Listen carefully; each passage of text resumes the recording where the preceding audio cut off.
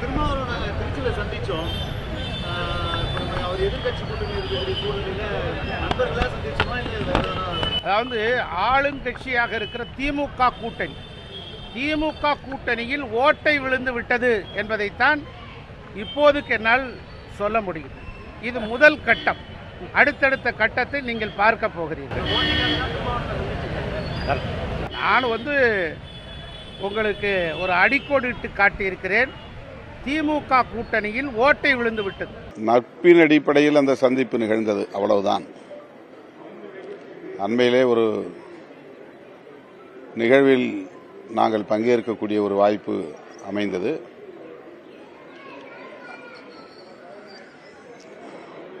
குறிப்பாக விஐடி வேந்தர் அவர்கள்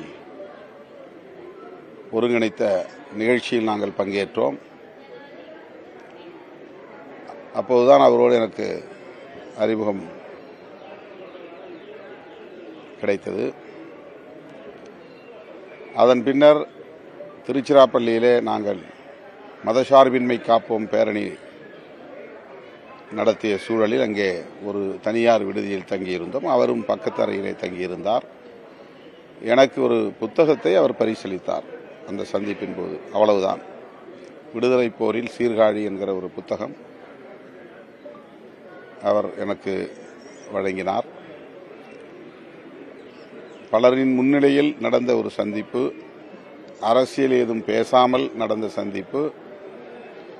அவர் இலக்கிய தளத்தில் என்ன செய்து வருகிறார் என்பது குறித்து என்னிடத்திலே மகிழ்ச்சியோடு பகிர்ந்து கொண்ட ஒரு தருணம். அவ்வளவுதான்.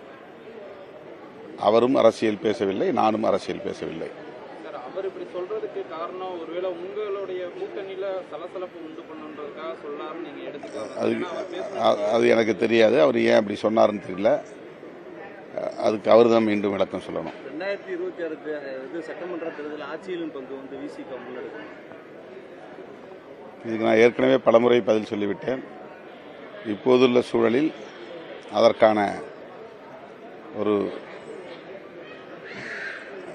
சாதகமான சூழல் ஏதும் இல்லை. இந்த தேர்தலில் சனாதன சக்தியாக இருக்கிற பாஜக உள்ளிட்ட சங் பரிவார்கள் அதிமுகவோடு சேர்ந்து வலிமை பெற முயற்சிக்கிற சூழலில் அதனை முறியடிக்க வேண்டும் என்பதில்தான் நாங்கள் உறுதியாக இருக்கிறோம்.